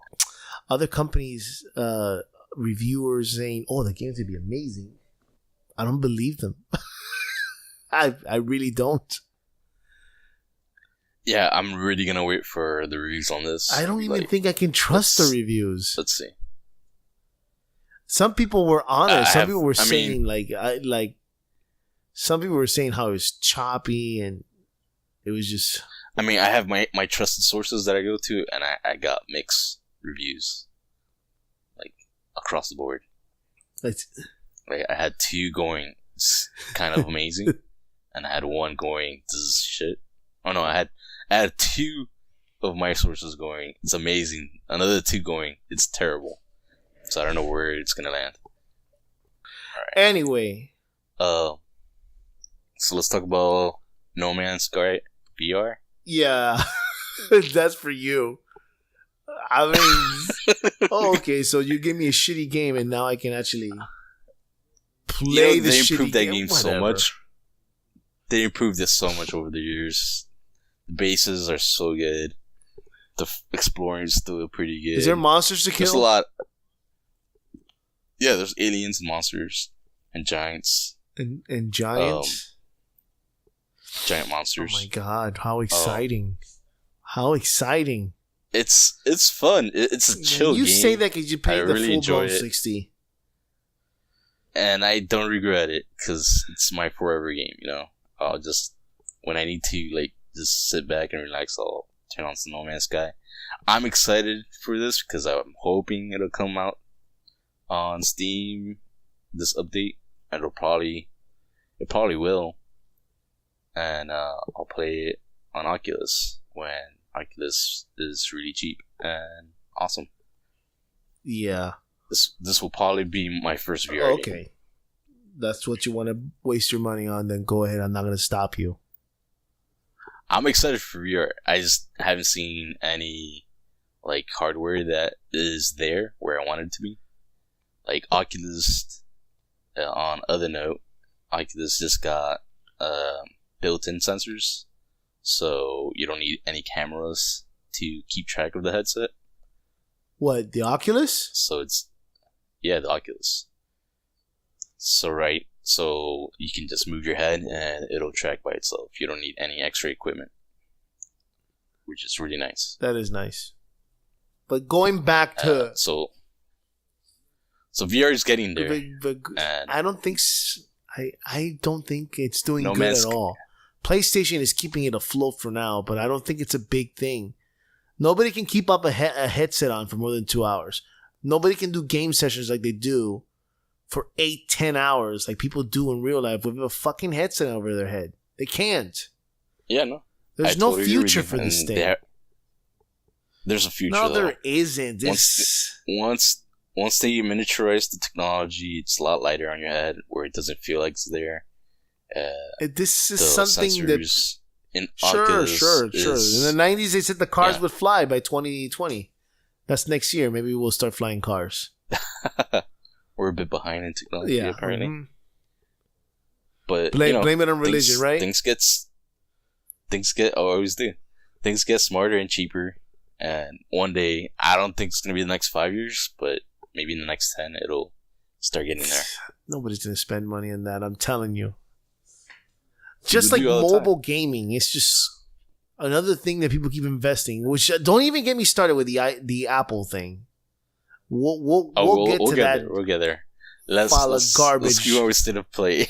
The next thing I want to so talk about is like, so PlayStation obviously has nothing else to talk about. They bring in Crash Bandicoot, Mario Kart shit. Yeah, Crash Team Racing. Total like waste of resources. Like, who wants this? Who are they doing this for? I mean, that's not them though. That's just Activision doing stuff. But what's the demand for? Who wants this? Because I remember when it originally came out, and I was like, "This is bullshit. I want to play Mario Kart." So why are they bringing back a game that was stupid? It's not them though. They'll probably helping with the budget, but it's Activision. This has nothing to do with Sony. This is Activision going, oh, we sold a shit ton of Crash Collection. Let's make Team Racing again, so we can make some more money on this I guess old IP that we never use. So I'm like, yes, it's not for us. We'll be playing Mario. A lot of people out there apparently like this game though. So, do you want to talk about another game there? Because there's let me just run down the list go here. I mean, they showed Falcon Age, which is another VR game that lets you fly as an eagle. Table of Tales, it's like a board game in VR. Jupiter Mars, Everybody Loves Golf. Blood and Truth looks cool. Blood and Truth, I've been hearing good stuff about. And this is what VR needs, is original IP that go all in VR No, that definitely got my attention. That looked cool. atmosphere. Yeah, a lot of people. It's getting good buzz right now, and a lot of people are excited for Blood and Truth. Apparently you are too, but you're not gonna play VR. I mean, if it lowers down, then maybe I would buy it. If Sony wants to send me a free VR set, I'll be more than welcome to test it out. Then there was observation flips. Observation looks really cool. It does. Dude. This is the second VR game that I'm really No, interested there's in. some good stuff. I just it's like they invested the whole thing. State of Play VR. That's what they should have just called it. Five Nights at Freddy's. I would always love a scary game, so I never played any of the Five Nights at Freddy's, so I wonder if it's good. Me neither. I wanted to. I've seen some streams, but it looked kind of dumb to me, so I never got into it. The Concrete Genie story, that didn't look good to me. It looks artistically good. I don't know how the gameplay is gonna be. It's probably like the robot game. It looks like... What's that name? Yeah, it looks like you press buttons on walls and then... What's the name of that robot game? That's a big game for VR right now. They say it's an Astrobot. They say it's fucking phenomenal. You know, if I played that game and it was that amazing, I'd probably buy a VR set. Because everybody says it's unbelievable. Yeah, that's what I hear too. That one and Moss are really good VR games. So my highlight... Go ahead. You're jumping the gun though. Concrete Genie is not a VR Oh, game. it's not? Just to correct that. It's not. What were you going to say? My highlight was that fucking Mortal Kombat trailer, which gave us a glimpse of what the story's going to be about. Dude, what a trailer that was. That was the best game that they've ever done so far. They ever Mortal Kombat done. has never done a trailer like that. That was really cool. Because that way, you're pretty much giving a reason of why you can play a young Johnny Cage or an old Johnny Cage or a young Sonya Blade or an old Sonya Blade. So they implemented this to the story where it looks like they're going to go back in time to the 90s, obviously when Mortal Kombat first came out. And the music that we were playing, which was 90s music, it was so well done. So well edited. That 90s music, so good. I mean, they end it and then they start a new fucking soundtrack that's just keeps the fucking mood going. I hope this music is in the actual game, because holy moly. Well, I mean, they were definitely aiming for 90s. Badass. And it was... Yeah. They show old Johnny Cage and young Johnny Cage fighting, and they have totally different attitudes. Like, one is like, oh, I do my own stunts. And he's like, what? I get stunt double. I got stunt doubles for me. Because he's old. Yeah. Yeah, he's like, I got my own people for that. And it's just starting with Johnny Cage like that was great. And they show Liu Kang alive, and then Liu Kang dead, and they show Shao Kahn. And the new guy, do you know what his name is? No, I don't know. But when they kill him and he comes right back up, they just cut his head off. Yeah. I was like, oh, that was easy. Yeah, apparently he's like one of the main guys because he can manipulate time. And that's why he came back after they killed him.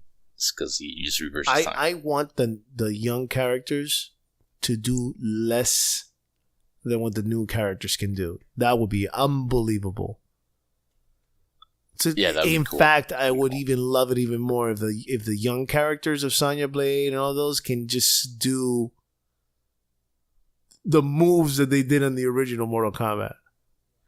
Yeah, I really want to see what the dialogue is between their young selves and like their offsprings. Well, yeah, imagine Sonya, who never wanted anything with Johnny Cage, and she tells them they have a kid together. The dialogue is gonna be funny as fuck, and that's what the spirit of this trailer really brings. Is like they're not as serious. It feels more lighthearted and fun. Yeah, no, it's while still keeping like gory ass graphics and stuff. Yes. It was such a good trailer. Such a good trailer. And that was a good way to end it. So yeah. They announced that the first DLC is gonna be Shang Tsung, and it's gonna be voice acted by Kerry Tagawa from the original 1995. oh my movie. god, he's got the amazing voice. He's the guy and who they're using his. he's the guy who did the voice over for the story of Genji and Hanzo. Oh, okay, Remember yeah. the guy who narrates the story about the two dragons? Yeah. he he does a lot of voice stuff. bro, because he's and they're got using an his face, awesome. too. He's Japanese, right? I'm almost sure he's Japanese. Yeah, I mean, like. I think he's Japanese American, Yours. but he's got that accent. Yeah, I think. Yeah, he goes, "Your soul is mine," and the original. Yeah, movie. bro, he was awesome, Yeah, he was great. Great bad guy. and I think he's played good guys too with his whole career. But when he played Shao Kahn, Mhm. Shao Kahn, Shang Tsung, your soul is Shang mine. Tsung. Shao Kahn's apparently rumored to be another DLC character, but we'll see until it And feels Goro official. too. Goro. All right, so let's talk about what's the next one? Apple. Borderlands reveal. Let's go to the Borderlands We're reveal. gonna go straight to that. Okay, first of all, I cringed through that whole thing. Dude, it was like It's like picking up people for their Pitch- birthdays, and it was like Pitchford was on. I crack don't or know what the something. He fuck did was going on. He did like 2 lines or 3 lines. What of was crack that, a right card before he came game? out. It was a board Fucking game, dude. game. I was like, I like Borderlands tried board to. game. I was glimpsing at that because I was at work. I was like, bro, just show me.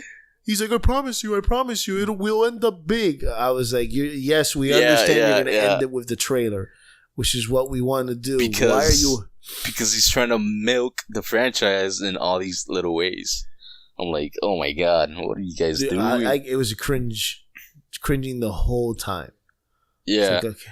it was cool when they announced the other indie games that Yeah, they I were thought that working was with. cool. Risk of Rain. I love that Gearbox is doing that. Too. What was the other one called? Grover Saves the Universe. It's like Rick and Morty creators are working with it. I think Anthem should just call Gearbox to help him out. I think they would fix that game like in a month. They go in there like, well, here's the problem: is that your game's shit. Yeah, pretty much. Do you remember any other indies? Nah, I don't remember. The Rain one is the one that I was interested in getting with you, since it's buy one get one free. I mean, I'll buy the game for me and I'll give you the other copy. We could play it. Right. I feel like we should just try it because they were like really pitching that one. Yeah, and it's a really cool deal that they got from Valve. Yeah, of course. Till Buy one get March, one free. Tomorrow's the last day. Well, today actually. Sorry, I keep forgetting it's 2 a.m. And then they go into remasters for the entire series. I mean, what is the remaster? The PC version? Because Yes. Apparently the PC version is getting a remaster too. If you already own it, you'll get it free. I own all of them, so I get a. When is the remaster coming out? Like, I'm curious, what is the remaster then? Better shadows? I imagine it's 4K textures instead of. I'm all for that just shit. I'll a replay the resin. fucking game if you're really giving me something different for PC. Yeah, I mean that's the only thing they can actually. Borderlands give you right now in Steam is $5. So, Yeah. if you guys are listening, Steam is $5 Get it now. well worth the fucking Yeah, money. hell well yeah. worth the money. But yeah, the remaster wise, the only thing they can give you is 4K texture. Which is fine. I'll hook that shit up to a 4K Yeah. TV. And then they go into the actual trailer for Borderlands 3. Oh my god.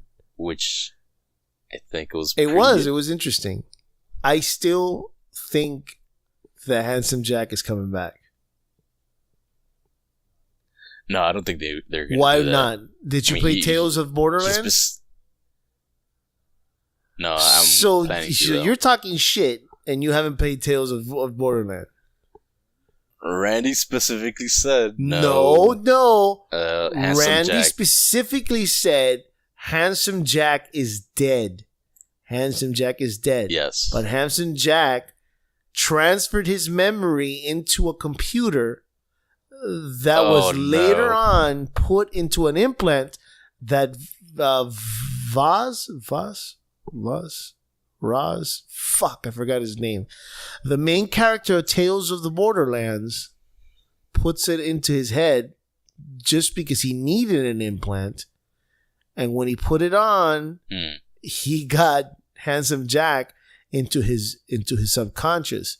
So Handsome Jack was in throughout the whole. This is a huge spoiler. Huge fucking spoiler for whoever haven't played Tales of the Borderlands. I'm sorry. But I mean, the game. Listen, Tales of the Borderlands has been out for fucking 4 years. If you haven't played it, play it. I'm not going to say much, but there is an option after he find that he does with the implant that you could do, and this will affect, which means Handsome Jack can still come back. Okay, I didn't know that. I'm still. This is what he said. He Tales of specifically Borderlands. said Handsome Jack is dead because yes, the real Handsome Jack did die. It's a microchip. Yeah, and he was fucking fantastic in that game because it's the same guy, the same actor, and he's constantly. Plus, here's the thing. Fuck, man, I feel so bad when I don't know the name. Vaz, I think his name is the main character from Tales of Borderlands. Well, he's in the game. He's in the trailer, and he's got a mustache, and yeah, I think I know who you're he's got a talking weird about. mustache. He doesn't have a mustache in Tales of the Borderlands, and he for all we know, he could be the main bad guy. So, but I really wanted the characters from Tales of the Borderlands to come back as playable characters, which is not going to happen. But it looks like there's the same thing they did with 2. They give you four new characters, and then the characters from the original ones are just there. Yeah, the Which story sucks stuff. because I really like playing with what's the girl's name? Lily. Wait, was Lily 1 or Right. 2? Shit. I think she was Okay, 2. Lily. And so I don't know. It doesn't matter. They can't do wrong with this fucking game. They really can't. They have to. It has to be a broken ass engine for them not to just pull anything off of this. In Tales of the Borderlands, the characters from the games are there, like Zero and the other original characters, and then one of the characters, which is one of the characters from the one with the shield. She's in the Athena. She's in the prequel. The prequel of Borderlands. Yeah, But Athena. she's I mean, so in Tales of the Borderlands, it's the future. It's after Handsome Jack is dead. So when you play Borderlands, the prequel, what was it called? it was the The prequel. You play as Yeah. Athena, so you can see how Athena meets with her girlfriend. And in Tales of the Borderlands, they're already together. But it's so. I mean, that's get a pretty chance, get it. It's like $5, Dylan. It's really good. I own them all. You mean yeah. you haven't played it? That's right. Because there's a Yeah. main character in both Borderlands that will not be back in the third one. Because he Okay. dies. I'm not going to say who it is. Because Yeah. he died. Yes, you know who it is? I know who that is. Yeah, I played the pre. How could you play the... What are you talking about? Or the second. He dies. No, in the he second dies one. in Tales of Borderlands. So you don't Oh. know who it is. No, but there's another guy that dies in the second Borderlands. Oh, one of the main characters from one, yes. Yeah. But in Tales of the Borderlands, there's a character that is in 1 and 2 and in the prequel that dies there. So you have to play it. All right. Well, stop talking about Tales of the Borderlands. Let's focus on the trailer then. I mean, they showed off the 2 main bad guys. Yes, which I don't know how I feel about them yet. Yeah, I mean, they look alright, and they look like somebody to hate eventually. But I don't know how much I am going to end up hating them. They look too cool to hate too much. It's true. They look like actual characters that you can play. They show like all the old characters coming back. A lot of loot drops. Apparently, Moxie's gonna have her place back. It's gonna be huge. Yeah, I'm looking at the pictures here. It really has lost that look of cell shading. It doesn't look like that anymore. I think I was the other way around. Actually, I thought it looked just like the it doesn't. old It doesn't feel to me. It looks like the lines aren't there. But I mean, huh? No, I was looking at it. Oh, I was watching on my iPad, and I was like, "Wow, this looks just like 2." And I was. You know what it looks to me? They look like toys. Like they have that plasticky look. I'm not saying it looks bad. It's just, I mean, maybe I'm not seeing it. Maybe there is more of a cartoony type of look, but it doesn't look like it's hand drawn like the original ones. Yeah, and I can't blame them for keeping the same look. They've been running with it for so long, and it's just part of Borderlands at this point. Yeah, that I'll go with it. So Maya I think Maya's the one for part 2. And Lily's the one for part 1. Okay, yeah. And look like she's back. There's a new Cherry Blossom Fortress, which could be Maya's home. I'm reading this comes from Game Radar, 36 details that we didn't notice, that you may have not noticed.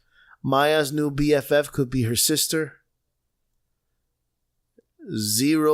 Number 14. Zero is up to his usual tricks, but now he's dressed in white. Zero looks awesome. I think Ali was there from she's called Angel, I think, in the first one. And that she looks pretty cool. She had like long hair, and she looked like one of the girls. Has the same kind of power. Bro, Rai is back. Rai was such a good character. I'm so excited about this game. Tiny Tina looks like she's older now. Yeah, she looks a little more teenagery. Yeah, I'm hoping she'll become like a playable character and maybe some other. DLC. Marcus and Tannis is back. Tannis, what was Tannis? I forget what she did. Tannis, I think, was like a researcher that. Oh yeah, I remember. Yeah. And then Moxie, they didn't show Moxie. They didn't, but they referenced her while Randy was talking about her place in that big statue thing. Yeah. I'm so excited. I like the look of this. I usually stay away from the girls because they're too powerful, like Lily and Maya. But this time, the chick looked fucking badass. The Siren, I think it's her name. Yeah, Sirens. There you go. She's amazing. Sirens are typically too powerful in this game, but this time around, if that's a Siren, I'm probably. Did you see the city, the futuristic city? Yeah, it was like a I can't wait. If it's like that, then it's gonna give it like a cyberpunk type of style. So, and obviously, that's if they're gonna keep it Borderlands style, it's gonna be in the slums of the city. Well, I don't know. The cities, the towns are usually real wide open. There's no like. No, I mean like maybe the main. It's going to be focused more on the areas that are bad of the city, You could definitely travel into the nice parts of the city. But, I mean, if it's a city, it can't be as chaotic as Borderlands. There's law in the city. It's Borderlands, though. There's Borderlands. Anything can happen, man. That's the whole point of this Borderlands. That's why I figured series. they'd keep it in the bad areas. Then they can go ape shit. It's gonna spill out throughout the whole city. I want to see the whole city catch fire. Ellie's scrap. And the deaf arenas are back too, bro. Deaf arenas are back. And when he said 1 billion guns, I was like, Anthem, eat your fucking heart out. Eat your fucking heart out. 1 billion guns, and they're all different. Yeah. Guns that actually feel different. They all do something different. Yeah. They always did that. Oh my they always God. just hit Just it out give of me the a park release with date. guns. Just take my fucking money right now. I imagine it's going to be Yeah, fall. I think so too. Yeah, November. It's just going to be Stadia release first. Oh, boy. Oh, boy. People We'll see on lose E3. their shit. Listen, if Google breaks it down like this and say, listen to Shut me, up and with Google. No, says no. Borderlands 3 will be released on October 26, 2019. And people go like, oh my God. They're throwing their fucking underwear and panties up to the stage and stuff. But it will be released on October 1st, right? For Stadia. Uh-huh. And then a month later. Yeah, it's no biggie. People are not going to go like, I'm going to fall on my own sword. I got to go to the suicide forest. Shit. That's the smartest shit they can do. Yeah, just like 20 days before. But when the CEO of Google comes up in the Stadia presentation and goes, look, I don't play a lot of games, but I have people that work for me that do. That was great. I don't think they're going to do So fuck off, They Google. can just find a fucking sign right. a big check and that's it. Here's a big fucking check, Gearbox. Yeah. And you're going to be my bitch. You're going to do what I say. And they're like, yup. He just slides the check. Yeah, I can see that happen, and I'm scared. Oh, stop. It's only 26 days early. I'm just giving you an example. Yeah, this game this time, but what's next? Oh, stop it. You're such a fucking... I didn't see you crying when they released Tomb Raider for Xbox first. I didn't hear you crying when they released the 2 games that are coming out for fucking Epic. Well, I was never a big Tomb Raider fan until what about the reboot. Metro, or what's the other one? The other big game they just grabbed. Well, Metro. What's the other big game? I think they just got one. What's it called? Oh my can't God, remember. this is terrible. Control. No, it wasn't Control. Forget it. We'll never find out now. Anyway, keep talking. Because we got to end this soon. You know, Metro was fucked. That was fucked up what they did with it. They shouldn't have done that. It's like a week, 2 weeks before it came out, they get exclusives to it. Yeah, that was wrong. Yeah. Anyways, let's move on to the Apple Arcade.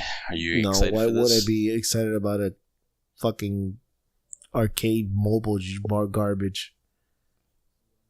So what I'm hearing is that they're doing this is because they can't get people to buy mobile games anymore. Yeah. You think? Listen, Apple just wants your fucking money. For you Apple sheep out there, if you can't fucking realize that that's Apple's way of saying, oh my God, how are we supposed to get the people's money now? I get it. Let's do subscriptions. And let's give them a fucking stupid credit card so they can use the credit card to spend it on us. It is so apeshit crazy that people are excited about their credit card. And then they give you a 3% return if you purchase something of Apple with them. And then, they give it to you automatically on your fucking Apple phone. How convenient. Yeah, so this thing's $10 a month. $10. You download anything they curate on this platform, I guess, is what they're calling it. They're starting off with Overland, Beyond a Steel Sky, our exclusives, Where Cards Fall, and Fantasia by Hironobu Sakaguchi, which is the real creator of Final Fantasy. Oh, wow. Well, making this game. now I have to get an Apple. Looks like a lot of indie stuff is going on here, but indies should tread lightly. I don't think this is gonna be a service that's gonna be around for very long. I don't think so either. But it's Apple and they have trillions, so Whatever. Yeah. they can just be stubborn and It's go outer with it. world, Yeah. sir. Outer world. Um, Just in that case one's we were quick talking about the one. exclusive for Epic, it's Outer Worlds. Outer Worlds. That's a big one. I No, really but it's wanna play that one. okay for Epic to do that. But fuck it if Google does it, right? I didn't say it was okay Yeah, for Epic yeah. to do that, No, and I you don't said, think oh, it's like, okay for oh, Google yeah, to do that it's either. okay because, some people have to challenge Valve. I don't agree with it. I haven't bought anything on Epic Store. But you said it was okay But because it it is- forces Valve to change. I didn't say it was okay. I said it was competitive. So it's good. Um, Competition is good. It's good for Okay, so then what's the problem Yes. with Google releasing their game early for people? You're being a hypocrite. You're saying being a that's hypocrite. It's not a bad Yeah, business. if Apple went out I there agree. and fucking paid billions of dollars for a game to come out early on their shitty fucking phone, you'd be like, "Oh my god!" You're attacking would throw- me because you you're would throw your biased. bra at them. You're Google bias. You're a Google I'm bias. not a Google It's okay, bias. It's just like though. Why are you defending them so I'm hard? not. I'm defending Stadia, not Google. It could be PlayStation So that- fucking Then Stadia. let's move on. Yeah, I don't agree with the strategy, but it's a good strategy for competition. Or if you're trying All to right, make a name for yourself. so are you gonna get an Apple credit card? No, Are you okay. excited about the Apple News subscription? I'm not, because I'm gonna buy all these games when they come out on, my other devices. I'm just talking about the subscriptions that they've added. Apple TV. So then now they want to add another subscription, even though you have Hulu, Netflix, and all the other bullshit. Now they want to put Apple TV subscription. They Right, and it's gonna include what is it, original and content. then news subscription. Who the hell is going to pay for news subscription? Who? I don't know, dude. These companies are These really, companies? No, really- this company. THIS. I think it's across the board a problem. All these subscriptions, there's going to be any money for anybody else, dude. It's like, slow it down, Google, slow it down, Apple. Too many slow it subscriptions and down. I can't keep up. I'm just going to keep my Yeah. Netflix, my Hulu. And this is a problem with games as a service too. If that's why MMOs died. It's because not everybody can just afford a subscription every fucking It's month. true. I've always been against that. It's $14. I understand, and you keep it up to date and all that other bullshit. But come on, it's way too much. Mhm. Anything else you want to put in, sir? Yeah, there's a couple things left. Fallout 76 comes out on Steam later this year. What was it before? I thought it was and, there. It's not on It's in Steam. Bethesda. It's on. Yeah, Bethesda Fucking launcher only. launchers, Jesus. So Yeah, they're and giving they- them their turd. and Here's our during- turd. During the announcement, they reaffirmed their commitment that everything else that they make is gonna release on Steam, which is interesting that they have to reaffirm themselves. They pretty much are saying we're not releasing Oh. things for Epic. Or their own launcher, because I guess they didn't I do too well think with it it. doesn't matter. You still got to open up their launcher. You do. They're probably going to do what Ubisoft does. Yeah, you're probably right. I mean, selling it in another launcher doesn't really fucking matter. I think that comment was more to say it's not going to come out on Epic. Yeah. Next thing, Samurai Showdown got a release date June 4th. Oh, it did?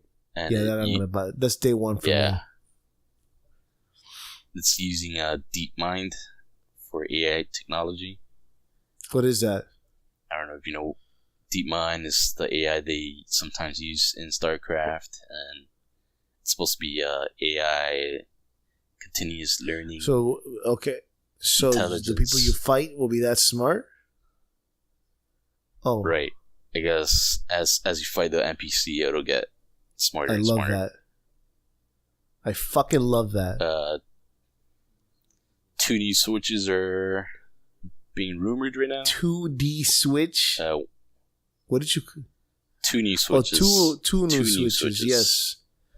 Yeah, but I mean, this rumor's been around for months now. Why are they making it look like it's new?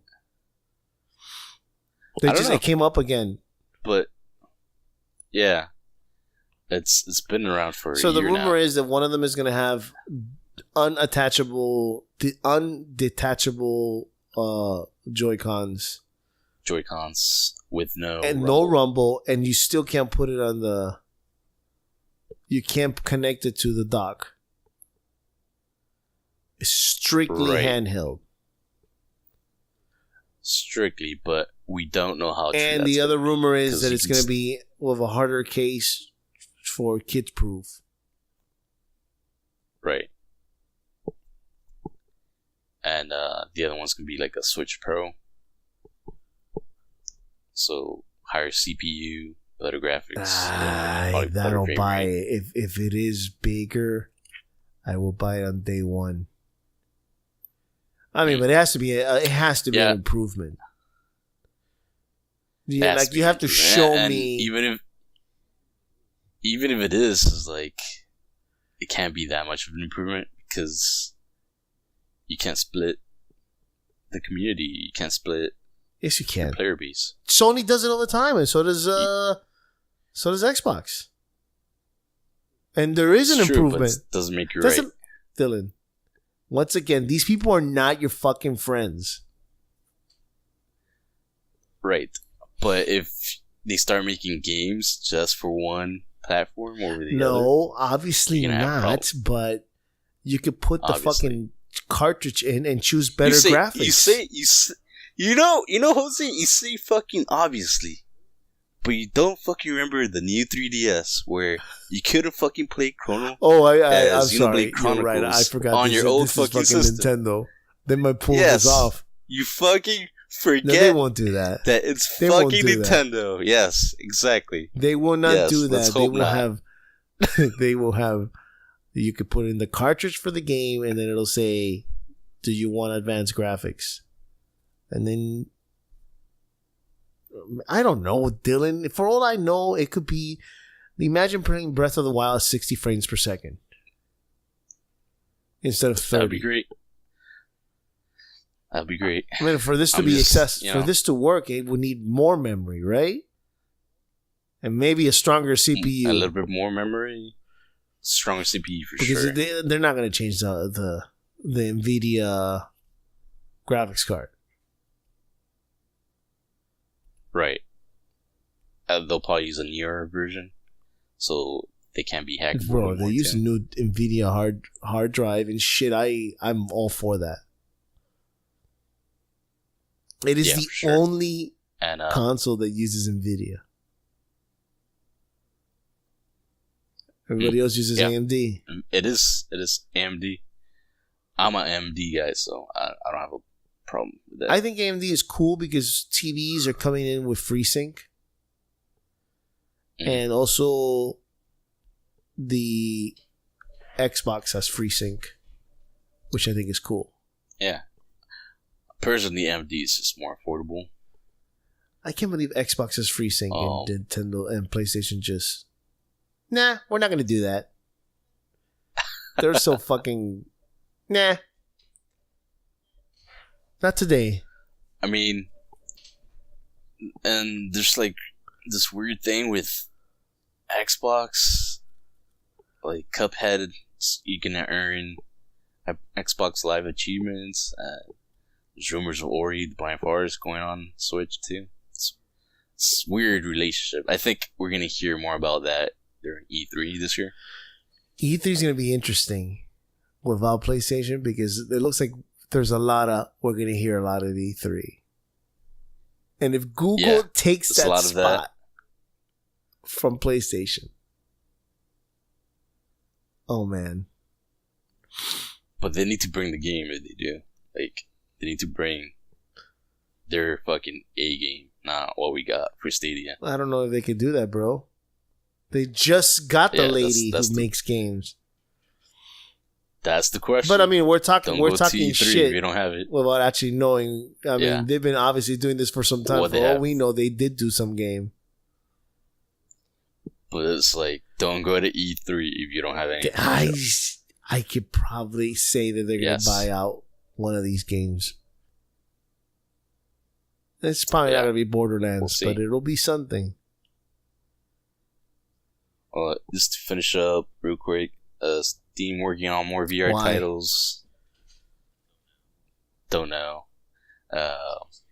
Supposedly their original content. So, Halo series will come out on Steam. Will use Xbox Live. Wait. Didn't we talk about this last week? We talked about it personally. I think. So the games are going to be released in chronicle. Oh my god, chronicle. What are you trying to say?